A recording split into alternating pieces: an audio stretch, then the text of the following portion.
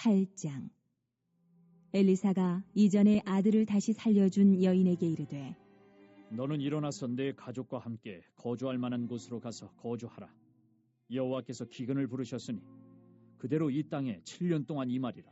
하니 여인이 일어나서 하나님의 사람의 말대로 행하여 그의 가족과 함께 가서 블레셋 사람들의 땅에 7년을 우거하다가 7년이 다음에 여인이 블레셋 사람들의 땅에서 돌아와 자기 집과 전토를 위하여 호소하려 하여 왕에게 나아갔더라.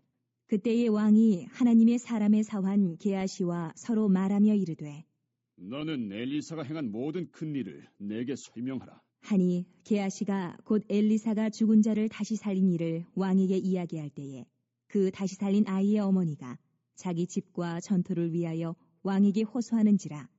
게하시가 이르되 내 주 왕이여, 이는 그 여인이요 저는 그의 아들이니 곧 엘리사가 다시 살린 자니이다 하니라.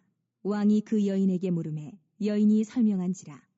왕이 그를 위하여 한 관리를 임명하여 이르되 이 여인에게 속한 모든 것과 이 땅에서 떠날 때부터 이제까지 그의 밭의 수출을 다 돌려주라 하였더라.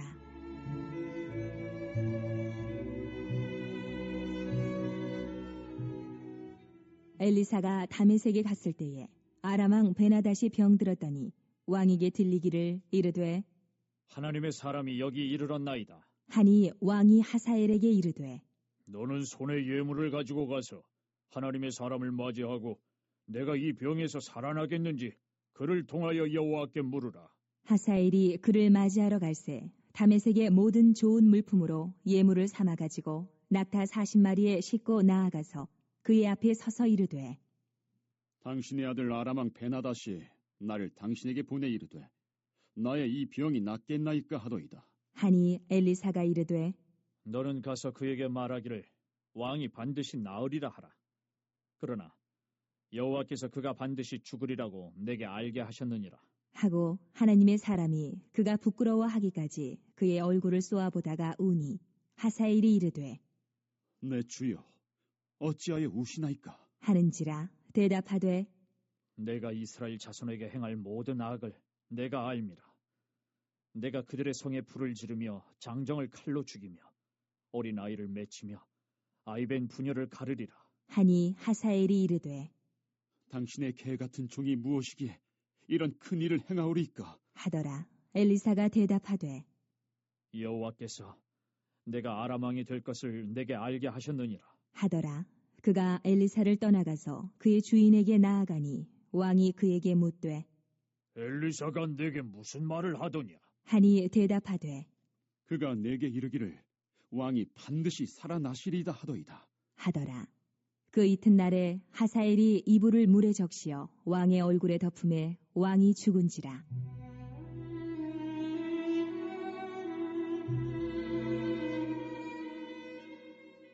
그가 대신하여 왕이 되니라. 이스라엘의 왕 아합의 아들 요람 제5년에 여호사밧이 유다의 왕이었을 때에 유다의 왕 여호사밧의 아들 여호람이 왕이 되니라.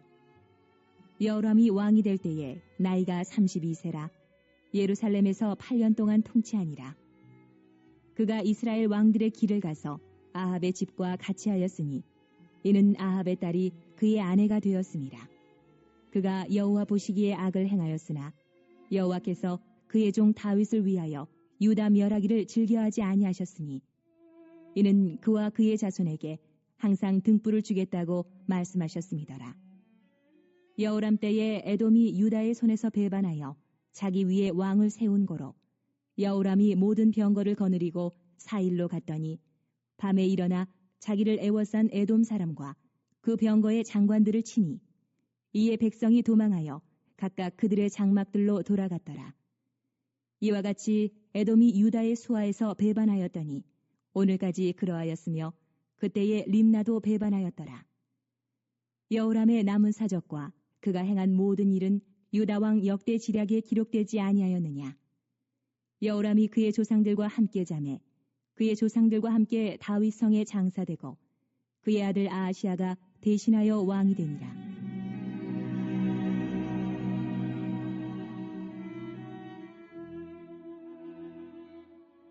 이스라엘의 왕 아합의 아들 요람 제12년에 유다 왕 여호람의 아들 아하시아가 왕이 되니 아하시아가 왕이 될 때에 나이가 22세라. 예루살렘에서 1년을 통치하니라. 그의 어머니의 이름은 아달랴라. 이스라엘 왕 오므리의 손녀이더라. 아하시아가 아합의 집길로 행하여 아합의 집과 같이 여호와 보시기에 악을 행하였으니 그는 아합의 집의 사위가 되었음이러라.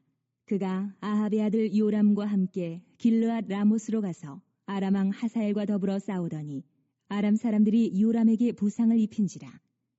요람 왕이 아람 왕 하사엘과 싸울 때에 라마에서 아람 사람에게 당한 부상을 치료하려 하여 이스라엘로 돌아왔더라.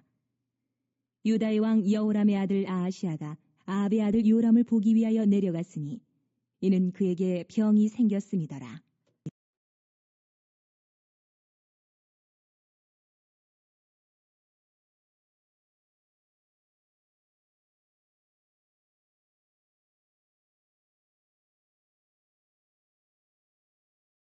자, 오늘 읽으신 열왕기하 8장에서 특별히 이제 세 가지 이야기가 소개되고 있습니다. 먼저 1절부터 6절에서 이제 첫 번째 이야기죠. 수넴 여인의 이야기가 나오는데 여러분들이 잘 아시다시피 이 수넴 여인은 과거에 엘리사 선지자를 아주 극진하게 대접했던 그러한 여인이었지요. 그래서 그 덕분에 없던 아들을 낳게 됩니다. 그러나 그 아들이 갑자기 병으로 죽게 되었을 때도 은혜를 입죠. 엘리사를 통해서 죽었던 아들이 다시 살아나는 그런 은혜를 경험하게 됩니다. 바로 그 여인을 향해서 이제 엘리사가 명령을 하죠. 하나님께서 이 땅에 7년 동안 기근을 내릴 것이니까 넌 피하라 이렇게 명령을 합니다. 이때 이 수넴 여인은 그 말을 신뢰하고 그대로 순종을 하죠. 그래서 블레셋 땅에 7년 동안 머물면서 이제 기근을 피하게 됩니다. 자, 그런데 문제가 발생했죠. 7년 기근을 피하고 나서 다시금 돌아왔을 때 자신의 집과 밭이 남의 손에 이렇게 빼앗겨서 넘어가 버리게 되었다는 것입니다. 이에 여인은 이제 그 억울한 상황을 왕에게 호소하기 위해서 찾아가는데, 근데 때마침 엘리사의 종 게하시가 왕과 대화를 하고 있었습니다. 어떤 대화를 하고 있었냐면 왕이 이제 이 엘리사에 대해서 물어보고 있는데 이때 이제 이 게하시가 엘리사가 특별히 행한 일, 아주 기적적인 일이죠. 특히 이제 죽은 사람을 살린 일에 대해서 이야기를 하고 있었는데 바로 그 대화하는 가운데 이 여인이 이제 왕께 찾아온 것이죠. 그 타이밍에. 그래서 게하시는 왕이시여, 바로 이 여인이 지금 찾아온 이 여인이 엘리사가 다시 살린 그 죽은 아들의 어머니라고. 그랬더니 왕이 더 호심을 가지고 막 물어보게 되고, 그런 가운데 이제 이 여인의 그 하소연을 다 듣고 억울함을 풀어주죠. 그 여인의 빼앗겼던 집과 밭, 그리고 7년 동안의 그 소출까지도 모두 돌려받도록 그렇게 은혜를 베풉니다. 먼저 이런 내용이 오늘 소개되고 있고요. 그리고 두 번째 내용인 7절부터 15절은 이제 엘리사 선지자가 아람 나라에 갔을 때, 이 다메섹에 갔을 때 벌어진 사건에 대해서 또 기록하고 있습니다. 어떤 내용인가 하니까 이 아람 왕 베나닷이 이제 병에 걸려서 막 시름시름 앓고 있는 거예요.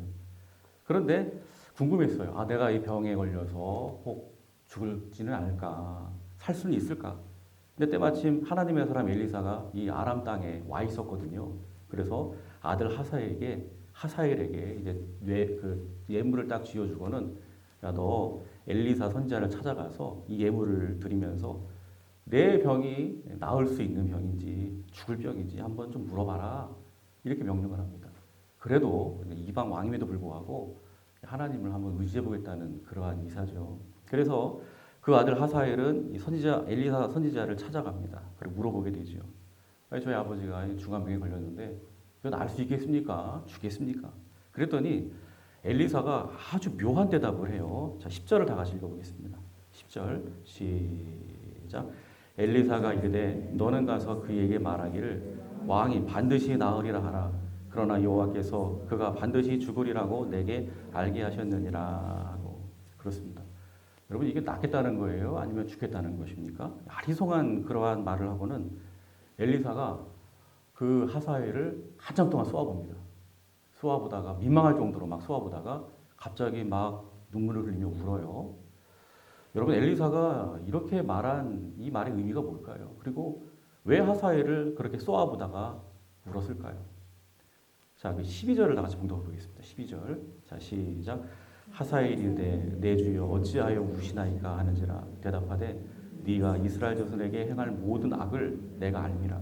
네가 그들의 성에 불을 지르며 장정을 칼로 죽이며 어린아이를 맺히며 아이벤 부녀를 가리라 하니. 그렇습니다.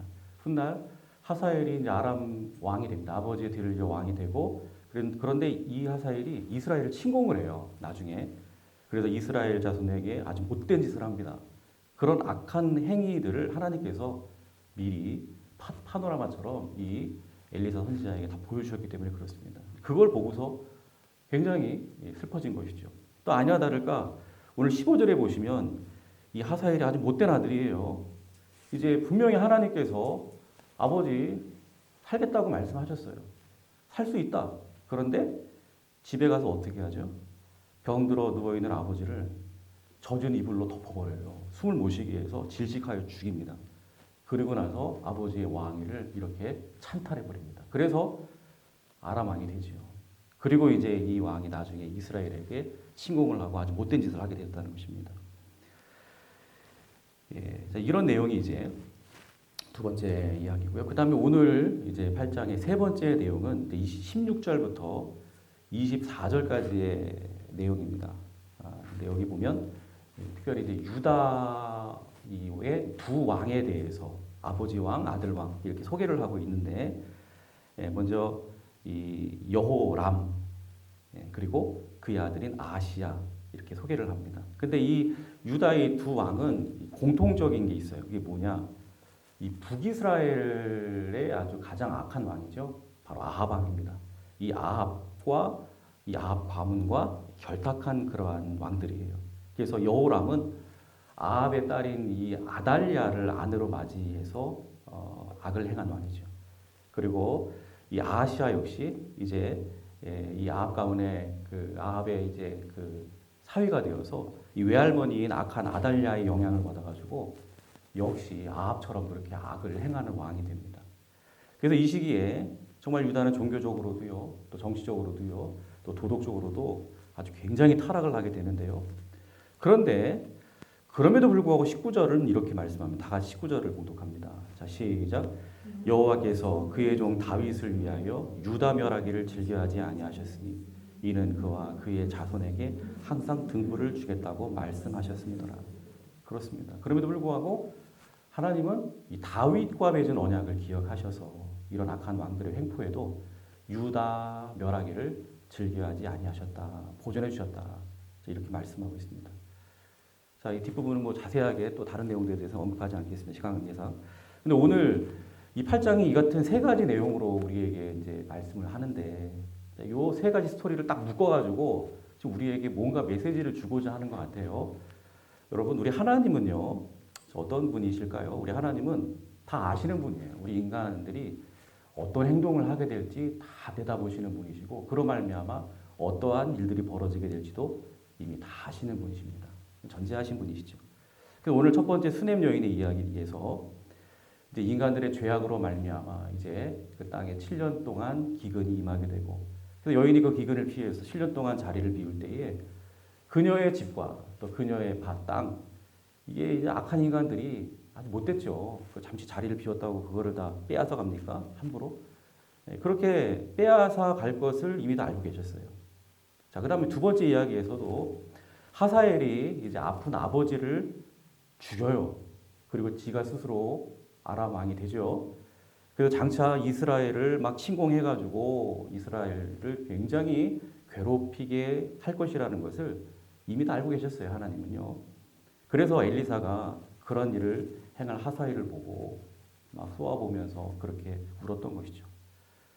또 세 번째 유다 왕들의 이야기에서도 마찬가지죠. 유다의 여호람 왕, 또 그의 아들 아하시야가 이 북이스라엘과 결탁하게 될 것이다. 아합 왕의 사위가 되고 또 한 집안이 되어서 그들로부터 악한 영향을 받아가지고 이 아합 왕처럼 하나님을 막 배반하는 나라로 만들고 막 그냥 나라를 엉망으로 만들 것을 하나님께서 이미 다 내다보시고 알고 계셨습니다. 자, 그런데 의문이 생기죠.